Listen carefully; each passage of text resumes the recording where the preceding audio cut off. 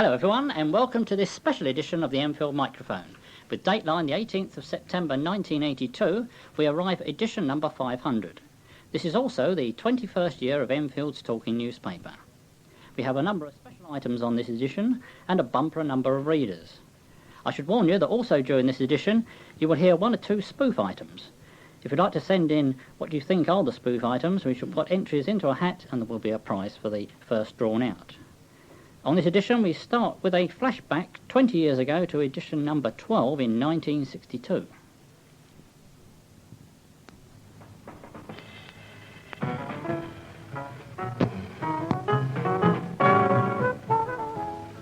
Hello there. We welcome you to Enfield Microphone number 12 in a slightly different style from usual. Our dateline is Sunday, 24th of February, and we bring you a historic edition of the Enfield Gazette.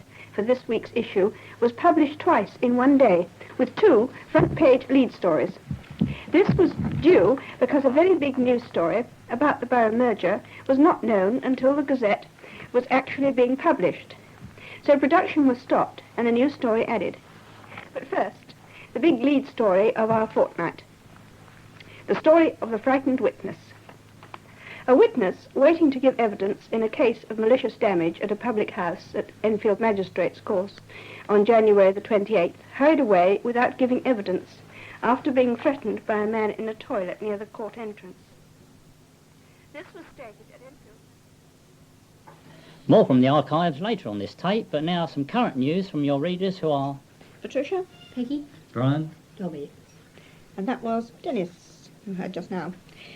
Arsenal and Northern Ireland football star Pat Jennings presented a cheque for £1,000 to the Guide Dogs for the Blind Association at the Gun and Magpie pub in Enfield last Thursday.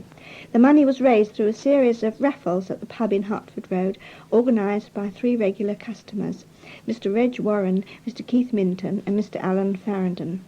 Whitbread's area manager, Mr Brown Waterman, was at the pub along with representatives from the Sherlock Holmes pub in the West End, who trained Mr and Mrs Anthony and Anne Pembury, landlords of the Gun and Magpie.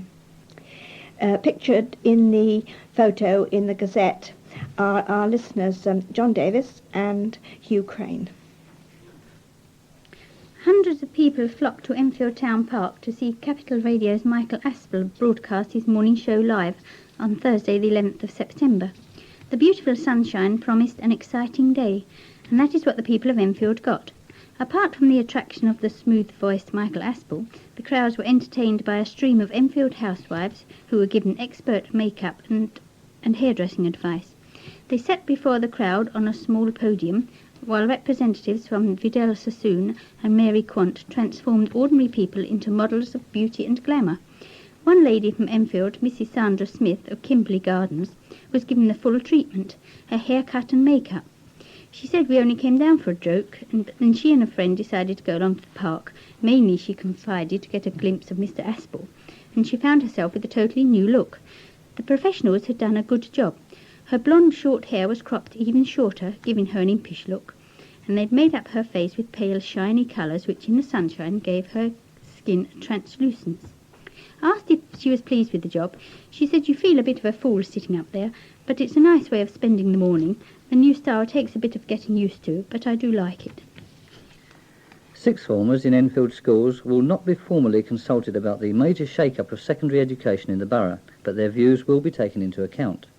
A move to include the 16 to 19-year-olds in the formal consultations was rejected at a meeting of Enfield Council's Education Committee. The Vice-Chairman of the committee, Councillor Alan Amos, said they will not be voting, they are not mature enough.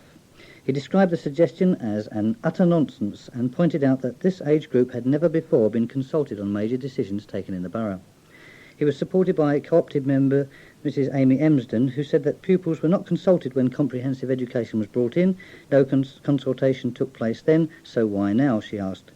All interested parties will be consulted before decisions are made, and they include school governors, teachers and parents. It was Mr Stan Newman who suggested that the 16 to 19-year-olds should be included. He was supported by Mr Gow. He said the 16 to 19-year-olds do have something to offer. They have made a conscious effort to decide on their route of further education. They are the customers. It is a fantastic subject for them to discuss among themselves at their own level. Their views would be very valuable. Teacher Ms. Ruth Wilkinson said, "Some schools I have worked in have student governors and they have come up with some good mature ideas. It seems that I have more faith in secondary education in the borough than you do." The planned shake-up is likely to be the biggest change in schooling since secondary modern schools were reshaped in 1967. The suggestions put forward by the officers would mean that some schools would be reduced in size, closed or merged. Among the options to be considered by the committee are the return to selective education, the closure of 4 schools and the creation of sixth form colleges. Many of the options are controversial, particularly the return to selective education, and there are bound to be many rows in the council chamber over many months before the final decision is taken. St Michael's Hospital in Jayside Crescent, Enfield, raised £1,000 from its fun-packed open day on Saturday. Hundreds, including MP Mr Tim Egger, the Mayor, Councillor Miss Phyllis Oban, and the Mayoress, Mrs Gwen Milner, turned out for the day. Particularly popular was the welly throwing contest organised by the Theobalds Ward, and the pony rides. The pony belonged to the daughter of Mrs Mary Allen, Member of Staff. The North London Karate Club gave a display of their skills, and the Enfield British Red Cross gave a breathtaking resuscitation display. The former sub-post office in South Street, Ponders End, will remain closed and will not be one of 2 new post offices, as was suggested by Mr Tim Egger, MP for Enfield North. This was the decision of Mr Alan Lynch, head postmaster, in a letter replying to the suggestion. Mr Egger had called for the replacement of the Crown Post Office in High Street, Ponders End, by 2 sub-post offices in South Street, Ponders End, and Windmill Hill, Enfield. He is concerned for elderly people and young mothers with children who find it difficult to get to the main office. In a letter to Mr Egger, Mr Lynch said, "I consider the decision to maintain closure of both offices was the correct one. I can assure you it is not my policy to close sub-offices in order to generate more business at the main post offices." We tried early in the year to get an interview with Princess Alexandra, but she regretted that she was able to give interviews, but we did receive the following letter from her lady-in-waiting. Dear Mrs Reed, thank you very much for your letter of the 7th of February, which I have now been able to show to Princess Alexandra. The Princess is greatly touched that you should have written to tell her about the Enfield Talking newspaper for the blind, and is therefore with the utmost regret that she has to let you know she is unable to give interviews.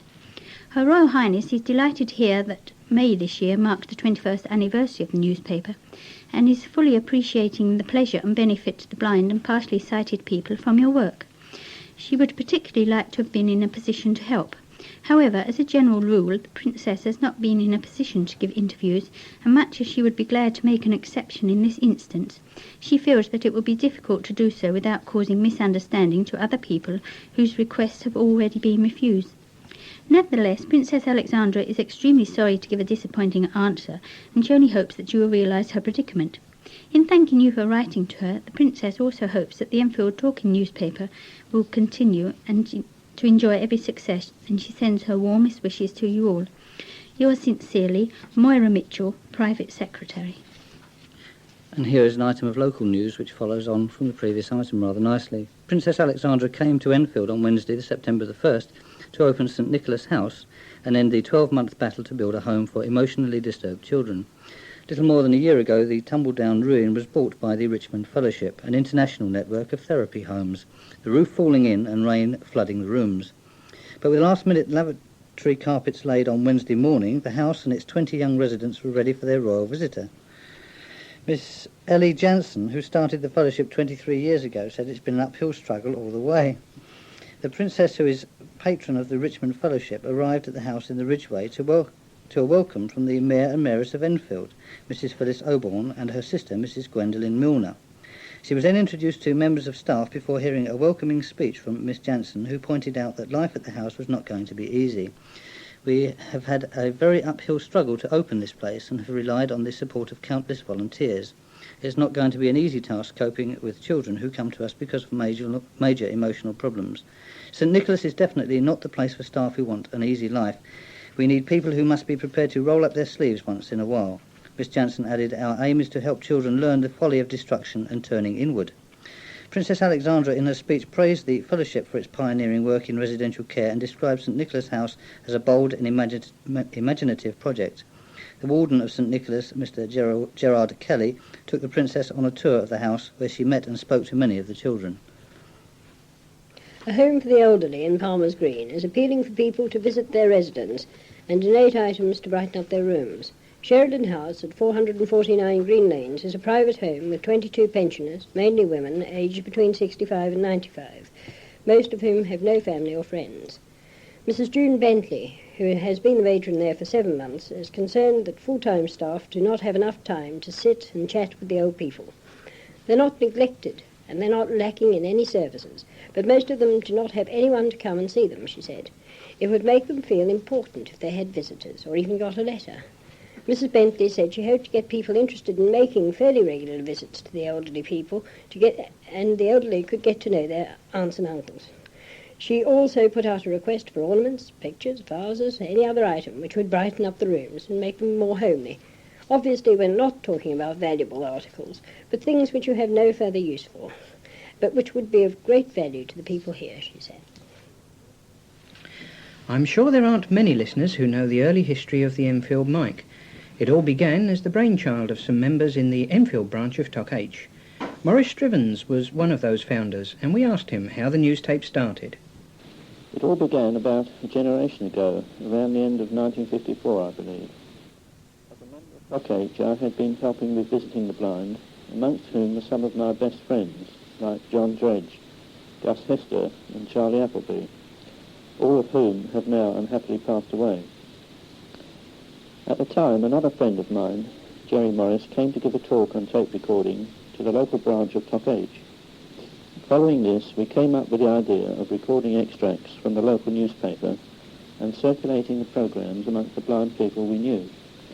It was not often realised that though the blind can listen to the national news on radio and TV, they can be completely or very nearly isolated from what is going on around them in their own locality.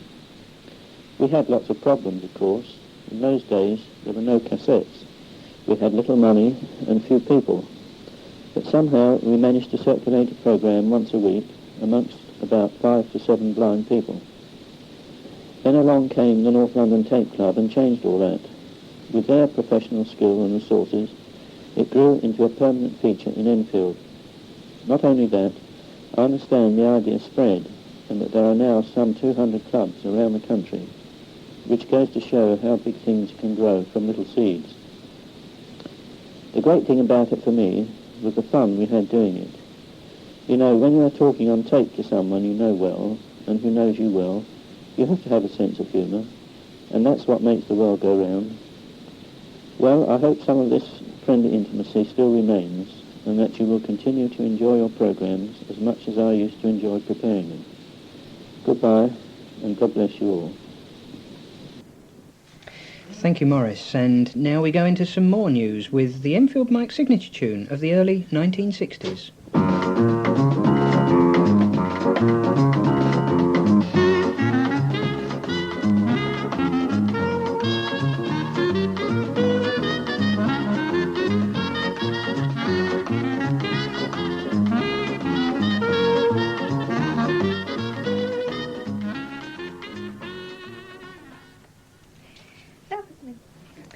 Now for some entertainment in the borough in the next month. Spring and autumn seem to be the favourite seasons for amateur dramatic companies, and choreodrama start the season with Lock Up Your Daughters at the Intimate Theatre from the 21st to 25th September. Programmes to follow at the Intimate include an old-time music hall on 2 days only, September the 26th and 30th. The Alchemist, an Elizabethan comedy, is on from September the 27th to 29th. And this is followed by another music hall on October the 1st and 2nd. On Sunday, October the 3rd, the Searchers are in concert at the Intimate, and some other well-known names making one-night stands are Kenneth McKellar, Keith Chegwin, Claude Rogers, Brotherhood of Man, and Matt Munro. The Intimate Theatre has a new box office number, and this is 886-5451. On Sunday, September the 26th, Alan Lumsden plays the brass family from the Satchbutt to saxophone at the Parish Centre, the Green Southgate. Further information can be obtained from Mr. Mike Waller, whose telephone number is 449-7291.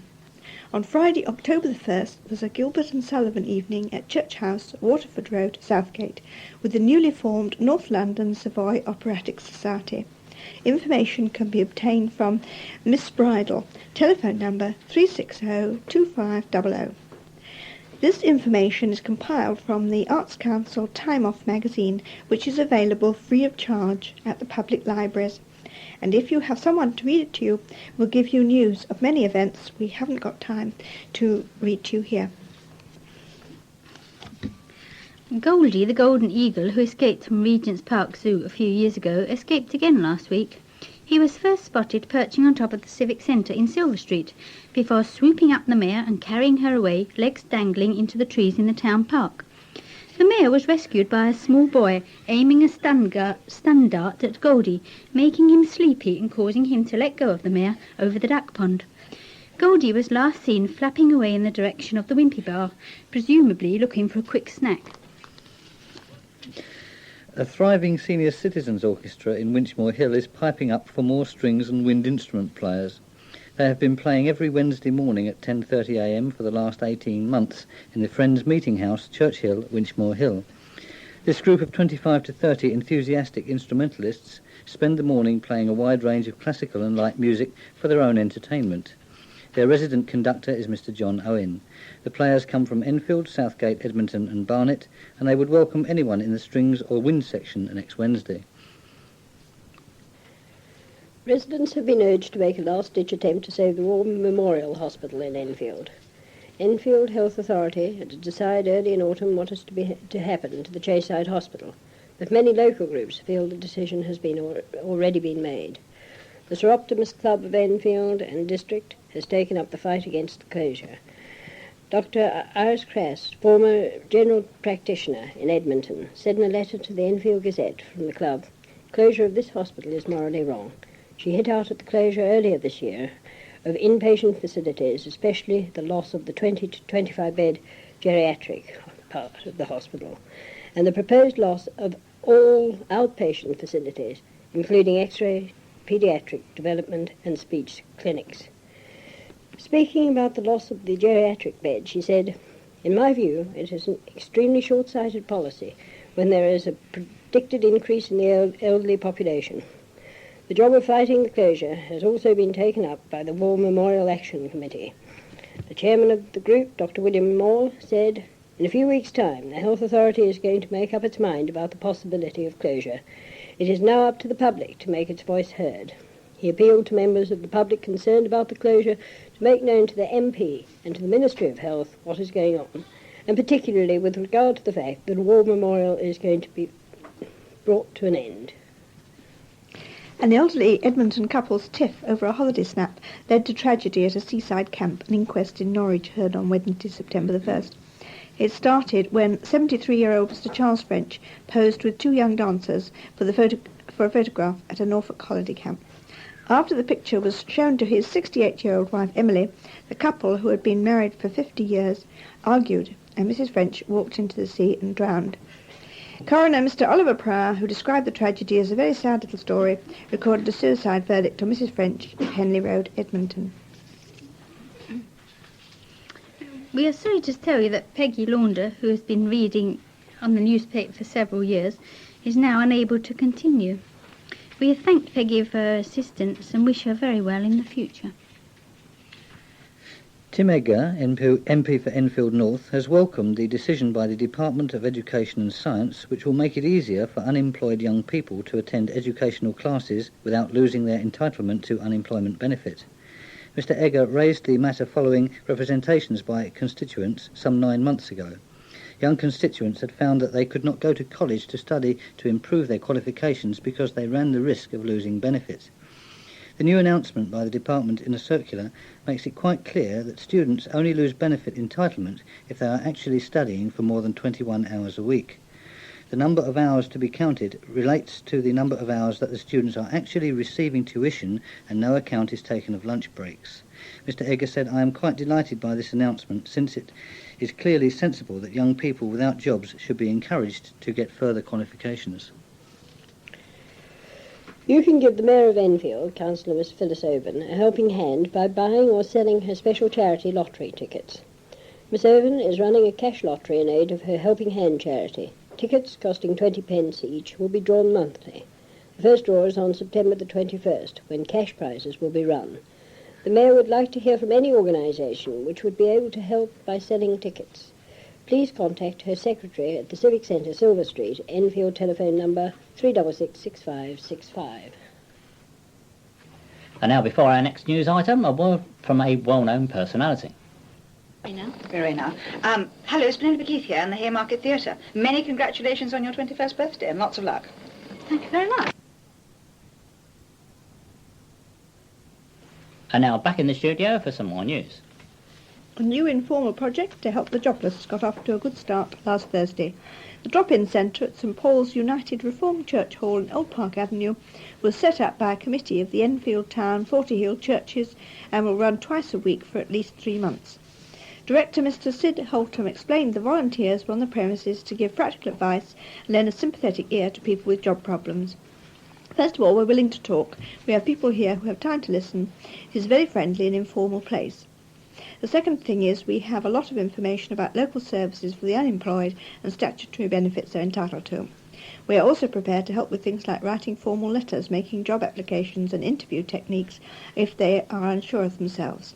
We collect the local papers and colour code all the adverts so we can find particular types of jobs quickly. All the volunteers went on a short training course organised by Enfield social workers.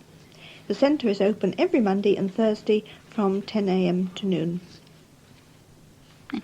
An Enfield woman who with her husband owns more than 100 mice took one of the top prizes at the National Mouse Club annual show. Mr and Mrs Eric Dukes of Downs Road, Enfield, keep their pets in a garden shed. They rear them as show mice. Mrs Angela Dukes won the King of Clubs Cup for the best marked mouse in the show, held last Saturday at the Lord Morrison Hall, Scales Road, Tottenham.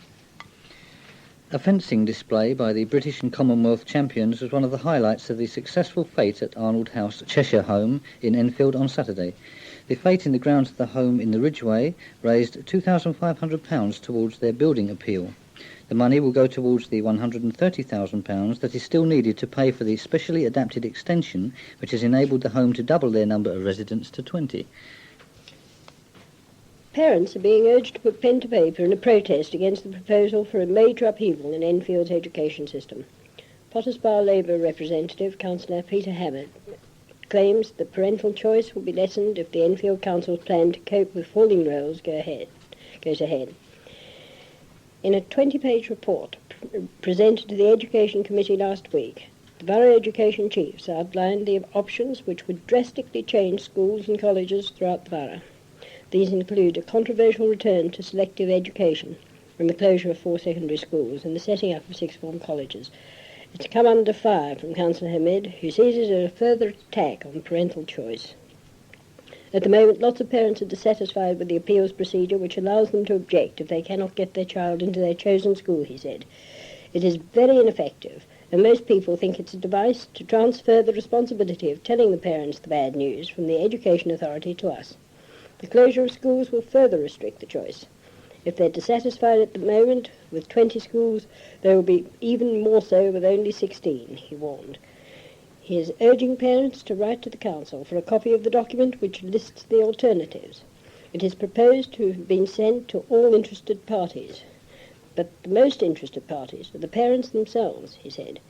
He is carrying out a survey to gather the views of parents and ask them to read the document and to contact him at 23 Cassisfield, Enfield, EN3 6BB, or Lee Valley 719173. A £1 million centre which will keep Middlesex Polytechnic in the forefront of research in microelectronics opens on October the 8th. The centre at the Polytechnic's Bounds Green site will offer a wider range of research and teaching facilities than any other academic centre of its kind in the country. The project is the brainchild of Dr. John Butcher, who established the original centre in 1967. The 400 square metre centre was built to industrial standards and will be used to make, design and test microchips, the tiny electronic computers which have revolutionised modern industry. Dr. Butcher said that the facilities will be comparable to those in the modern industrial world. The 14 staff and 10 research students at the centre are working on projects which break new ground in the electronics industry. One scheme, piloted by Exeter University, involves miniaturising devices to put under the skin of patients suffering hip disorders. The device, which is still in the experimental stages, will measure the pressure on the ball and sock joint and feed information back to hospital computers. Staff at the centre teach on Master of Science degree and higher diploma courses and run an unusual series of short courses for people working in fields related to microelectronics. An Enfield family pulled up in a taxi from a dream holiday in America to find their new £62,000 house burning down before their eyes. Mr. Patrick Corrie and his wife Carol had only just bought the 3-bedroom detached house in Chase Court Gardens, Enfield, before they took their 12-year-old son Paul on a 3-week holiday. The next time they saw their new home, there were firemen on the roof and family and neighbours were standing around helplessly watching.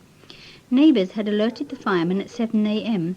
They had the fire under control half an hour later, but by the time the Corries arrived home, the house was badly damaged. All the rooms upstairs were destroyed, so was the roof and the loft. Mrs. Corrie had left many of her possessions still wrapped in their boxes in the loft, including her clothes. Everything was destroyed. The fire had started inside a linen cupboard in the hall upstairs. A wiring defect had short-circuited the immersion heater which started the fire.